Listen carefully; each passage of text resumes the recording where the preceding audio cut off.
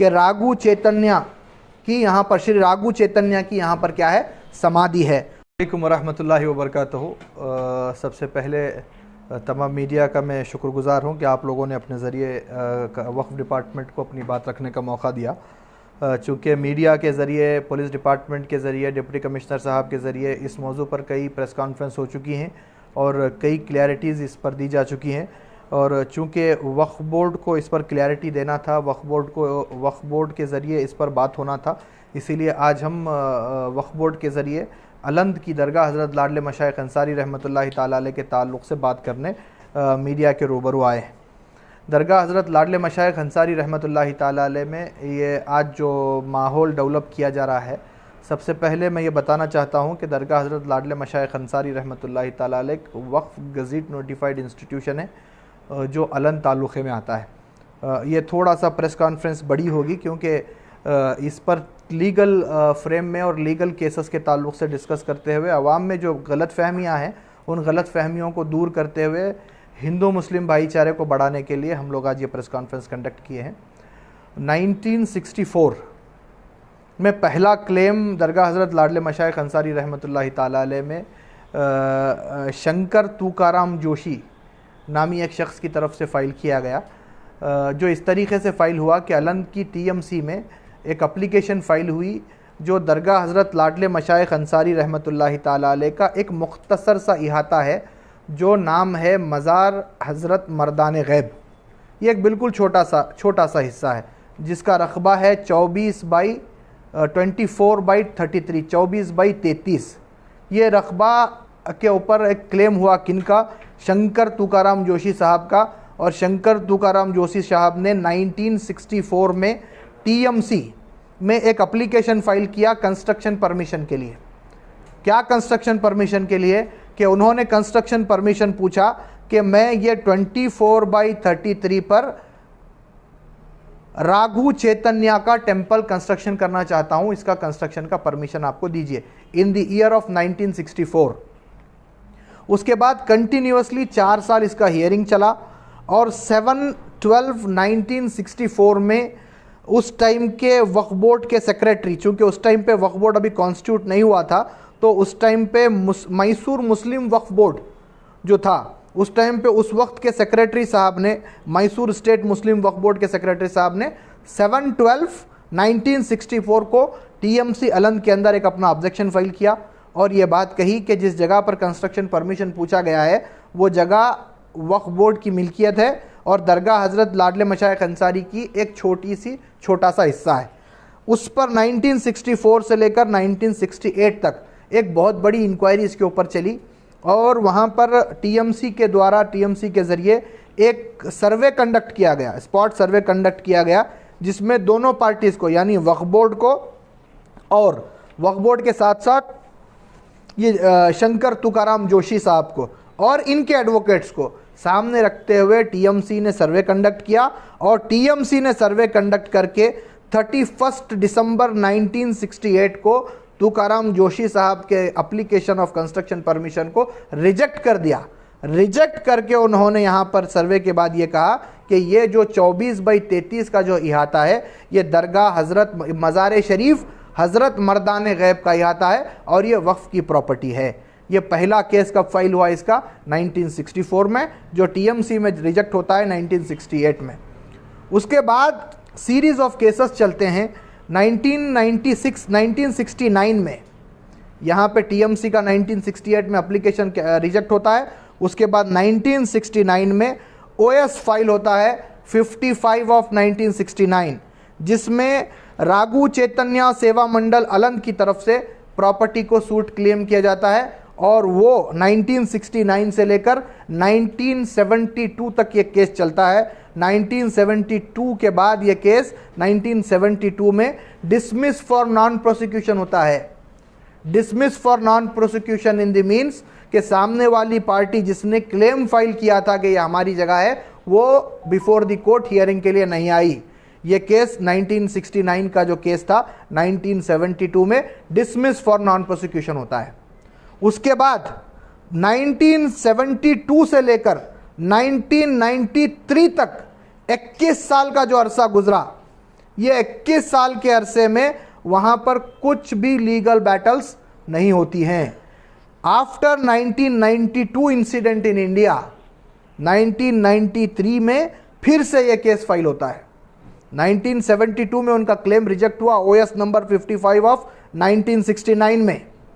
उसके बाद 21 साल तक कोई लीगल बैटल नहीं है।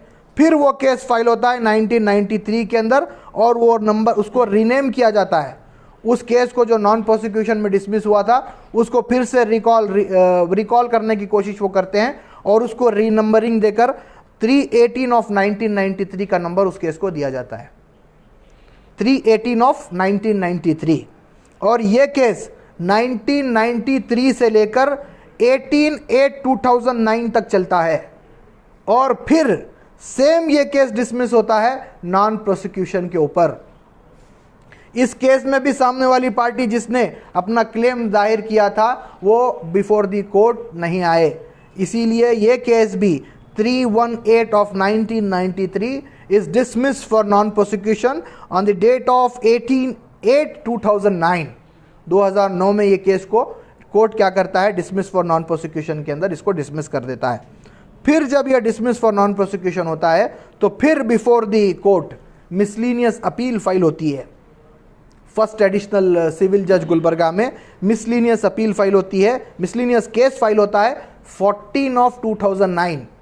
यही पार्टी, यही क्लेम, यही मज़ार मुबारक, यही उनका बोलना कि यहाँ पर राघु चैतन्य की समाधि है। अभी आज जो क्लेम चल रहा है, लिंग का जो क्लेम चल रहा है कि यहाँ पर शिवलिंग है, अभी तक शिवलिंग कोई पेपर के अंदर, कोई क्लेम के अंदर नहीं है। 2009 की मैं बात कर रहा हूँ। 1964 से लेकर लीगल बैटल चला 2009 तक, शिवलिंग का कहीं पर भी जिक्र नहीं, ना हमारी तरफ से, ना सामने किसी वक्फ बोर्ड की तरफ से, ना किसी सामने क्लेमेंट की तरफ से। उनका बोलना क्या था कि राघु चैतन्य की यहाँ पर, श्री राघु चैतन्य की यहाँ पर क्या है, समाधि है। फिर से वो केस को क्या करते हैं, मिसलीनियस फाइल करते हैं बिफोर फर्स्ट एडिशनल सिविल जज 2009 में, जिसका केस नंबर है 14 ऑफ 2009, 14 ऑफ 2009।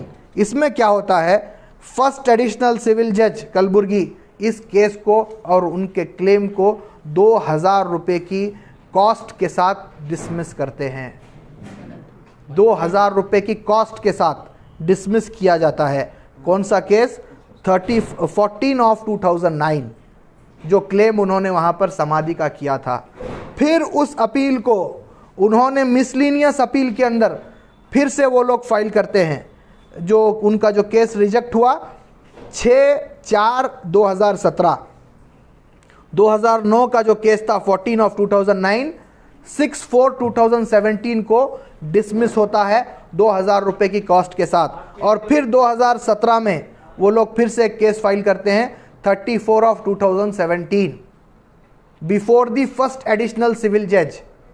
और अल्हम्दुलिल्लाह 13/2/2023 को ये भी केस राघु चैतन्य सेवा मंडल का डिसमिस होता है ऑन द मेरिट, और वहाँ पर कोर्ट अपने जजमेंट के अंदर ये करार देता है कि फ़लानी जो प्रॉपर्टी है वो property belongs to Karnataka state board of औकाफ, और वो मज़ार शरीफ है हज़रत मर्दान गैब रहमतुल्लाहि ताला अलैह की।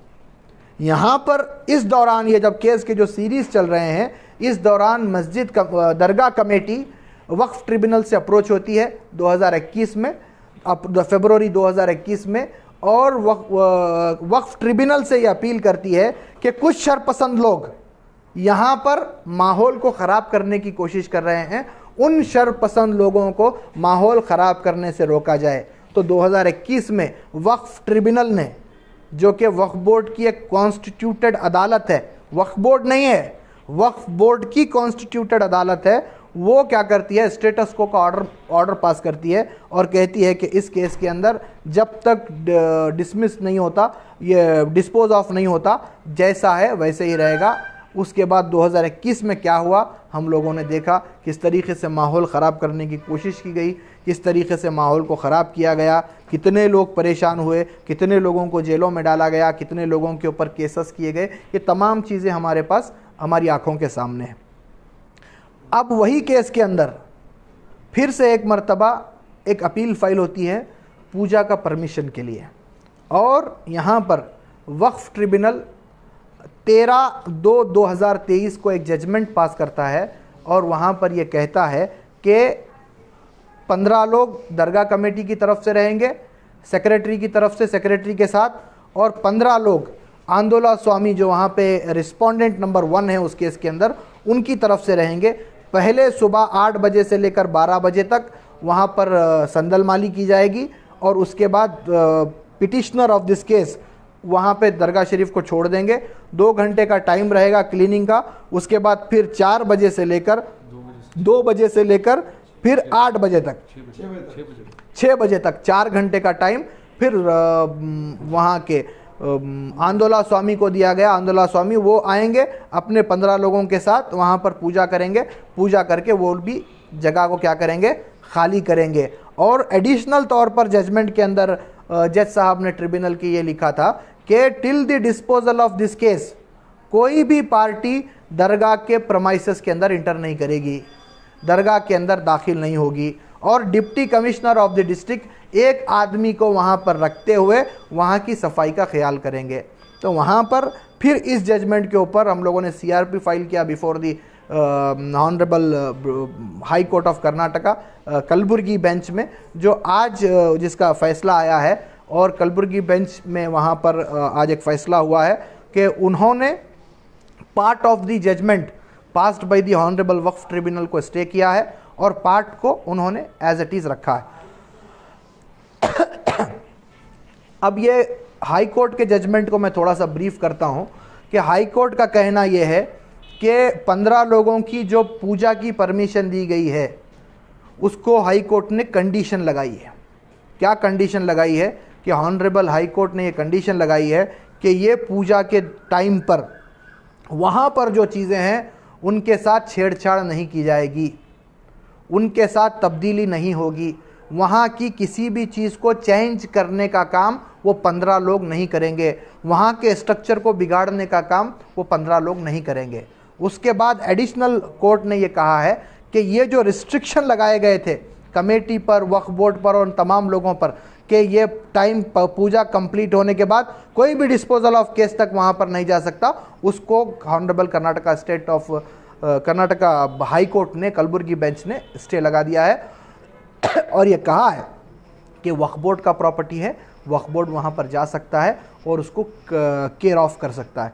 मैं इस ज़िमन में मोहतरम माली जनाब शाफ़ी सादी साहब का दिल की अमीर गहराइयों से शुक्रगुजार हूँ कि आपने ऑन टाइम फ़ैसला लेते हुए वक्फ बोर्ड की तरफ से सीनियर कौंसिल मोहतरमा अनुराधा मैडम को इसके अंदर हायर किया और वहाँ पर उन्होंने अच्छा आर्गूमेंट वक्फ बोर्ड की तरफ से किया।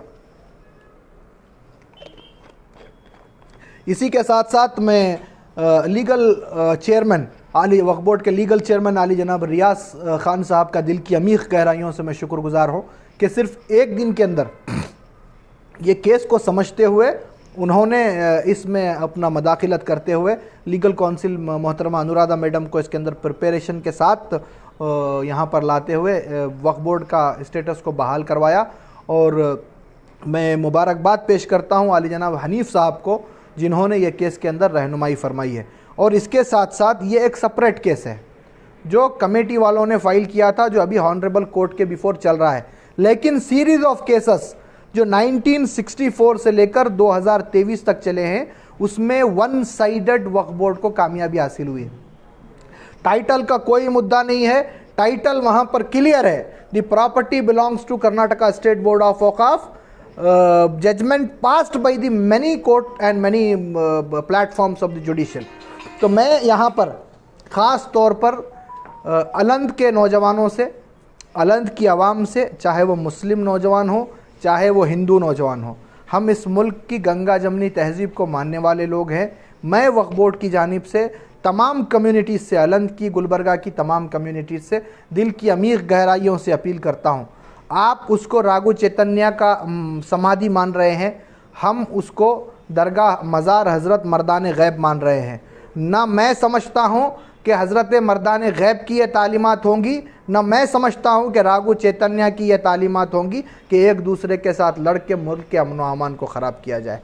मैं अपील करता हूँ कि अलंद के अमन व अमान को आप बरकरार रखिए। लीगल फ़ाइट इंशाअल्लाह वक्फ बोर्ड मौलाना शाफ़ी सादी साहब की क़ियादत में लड़ेगा। और ये ओएस के ताल्लुक़ से मैं क्लियर करता चलूँ, बहुत से लोगों से ये सुनने में मिला है कि पूजा की परमिशन वक्फ बोर्ड की तरफ से दी गई है। नहीं, वक्फ बोर्ड 1964 से लेकर 2023 तक केसेस लड़ रहा है, जीत चुका है। ये जो कंप्लेंट, ये जो ओएस फाइल हुआ था, ये दरगाह कमेटी की तरफ से फाइल हुआ था, जिसमें वक्फ बोर्ड भी रिस्पोंडेंट है। रिस्पोंडेंट नंबर 2 वक्फ बोर्ड है, कमेटी की तरफ से जो केस फाइल हुआ है। यहाँ पर वक्फ बोर्ड ने परमिशन नहीं दी है, वक्फ ट्रिब्यूनल ने दी है। और जिसको कंडीशनल के तौर पर ऑनरेबल हाई कोर्ट ने उसके वो कंडीशंस लगाई है, और वो कंडीशंस को फुलफ़िल करते हुए वो 15 लोग आएंगे, वो अपनी पूजा परफॉर्म करेंगे। ऑनरेबल सीनियर काउंसिल ने आज अपने ब्रीफिंग में, कोर्ट में, आर्गुमेंट में ये कहा कि हिंदू भी आ सकता है, मुसलमान भी आ सकता है। हम मर्दान गैब मानते हैं, आप कोई दूसरी चीज़ मानते हैं, समाधि मानते हैं, आपको भी वहाँ पर अपने रिस्पेक्ट पे करने का इख्तियार है, हमको भी वहाँ पे अपने रिस्पेक्ट पे करने का इख्तियार है। आप ख्वाजा बंदा नवाज़ की दरगाह में जाते हैं, वहाँ पर आप अपनी रिस्पेक्ट को पे करते हैं, हिंदू भाई हमारे। हम जाते हैं, हमारे रिस्पेक्ट को पे करते हैं। वहाँ पर आइए, अपने रिस्पेक्ट को आप वहाँ पे कीजिए, लेकिन उसके स्ट्रक्चर को चेंज कर हम स्ट्रक्चर को चेंज कर उसको समाधि बनाएंगे, इस तरीके की बातों को कर्नाटका स्टेट बोर्ड ऑफ वक़ाफ़ नहीं मानती। और मैं इस प्रेस कॉन्फ्रेंस के ज़रिए deputy commissioner of the district और सुपरिटेंडेंट ऑफ पुलिस से मैं अपील करता हूँ कि अमन व अमान को बरकरार रखने के लिए और अलंद की फ़िज़ा को अमन के साथ क़ायम रखने के लिए डिस्ट्रिक्ट एडमिनिस्ट्रेशन जो भी इक़दाम उठा रहा है, कर्नाटका स्टेट बोर्ड ऑफ वक़ाफ़ मुकम्मल तौर पर उसके साथ खड़ी है। और डिस्ट्रिक्ट एडमिनिस्ट्रेशन का हम साथ इस मुल्क के अमन व अमान को बरकरार रखने के लिए देंगे। और हम गुजारिश करते हैं कि किसी के ज़रिए से इस मुल्क की माइनॉरिटी पे अगर सितम ढाया जा रहा है तो ये आपकी रिस्पॉन्सिबिलिटी है, आपको आना है और माइनॉरिटी को प्रोटेक्ट करने का काम करना है। अस्सलामु अलैकुम वरहमतुल्लाहि वबरकातुहू।